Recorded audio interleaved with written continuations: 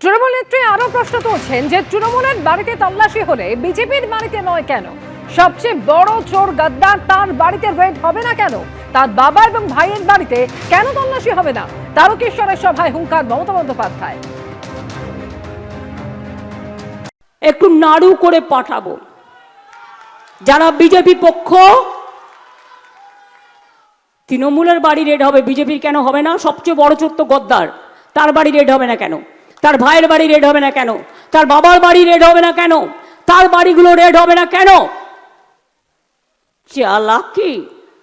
চালাকির দ্বারা কোনো মহৎ কার্য সম্পূর্ণ হয় না। ধর্মের কল বাতাসে নড়ে, এটা মাথায় রাখবেন। লালবাজার তৈরি হওয়ার সময় থেকে প্রচুর পুলিশ নিয়োগ হয়েছে এবং তাদের আধিকারিকরাও ছিলেন। এরকম অস্বাভাবিক বাড়াবাড়ি রকমের হঠাৎ আঙুল ফুলে কলা গাছ খুব কম লোকেরই হয়েছে। কেন হয়েছে, কিভাবে হয়েছে, সেটা উনি ভালো বলতে পারবেন, আয়কর দপ্তর ভালো বলতে পারবেন। এগুলো নিয়ে তো আমাদের গবেষণা করার সময় নেই। সত্যিই তো প্রতীক জৈনের বাড়িতে গেলেন আর এর বাড়িতে গেলেন না বাঙালি বলে। হ্যাঁ, আপনি প্রতীক জৈনের বাড়িতে সকালবেলা গিয়ে হাজির হয়ে গেলেন, লোকটা অবাঙালি, আর বাংলাকে বাঁচাতে চাই, বাঙালি মেয়ে, বাংলার মেয়ে, আরেকজন বাঙালি বিপদে পড়েছে, তিনি আপনাকে বাঁচাতেন।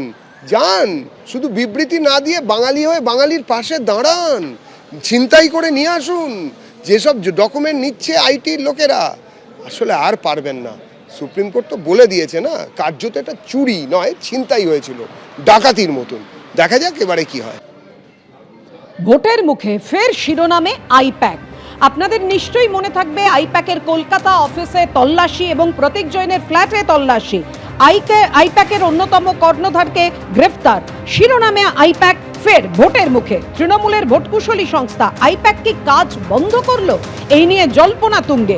আপাতত 20 দিন ছুটিতে যেতে বলা হয়েছে কর্মীদের। ডেকান হেরাল্ডের প্রতিবেদনে প্রকাশিত খবরে এমনই উল্লেখ রয়েছে।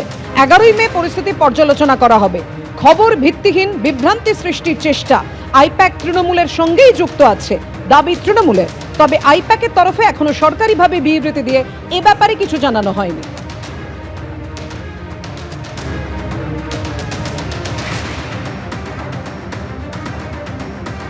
নাম না করে আইপ্যাক নিয়েও মুখ খুলেছেন মমতা বন্দ্যোপাধ্যায়। রোজই তো ইডি অভিযান চলছে, ভোটের সময় কেন ভাই? তুমি আমাদের এজেন্সিকে বলছো বাংলা ছেড়ে চলে যাও, যারা আমাদের পার্টির কাজ করে তাদের বাংলা ছেড়ে চলে যেতে বলছো। ওদের ভয় দেখালে ওরা আমাদের দলের সঙ্গে যুক্ত হবে। আমি ওদের চাকরি যেতে দেব না, আমরা ওদের চাকরি দেব। আমি সকালে অভিষেকের সঙ্গে কথা বলেই এসেছি। কি বলেছেন মমতা বন্দ্যোপাধ্যায় শুনুন। আমাদের রোজই তো ইডি রেড করছে, ইলেকশনের সময় কেন ভাই? তোমার মনে পড়লো তুমি আমাদের এজেন্সিগুলোকে বলছো যারা আমাদের পার্টির কাজ করে বাংলা ছেড়ে চলে যাও কেন? তোমার তো 50টা আছে, আমাদের ক্ষমতা নেই, আমাদের একটা আছে।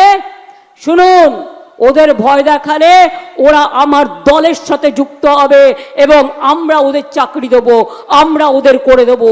এটা মাথায় রেখে দিন। আমি একটি ছেলেকেও চাকরি ছাড়া করব না।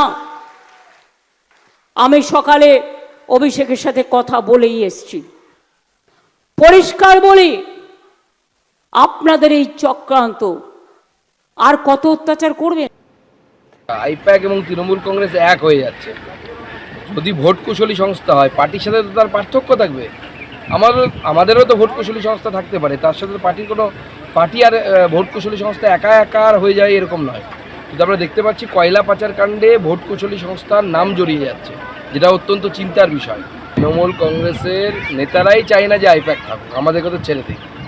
আইপ্যাক নেবে না তৃণমূল প্যাক নেবে, আমাদের কোনো আপত্তি নেই তাতে, কিন্তু তৃণমূলের নেতারাই সেটা চায় না। এবিপি আনন্দ, এগিয়ে থাকে, এগিয়ে রাখে।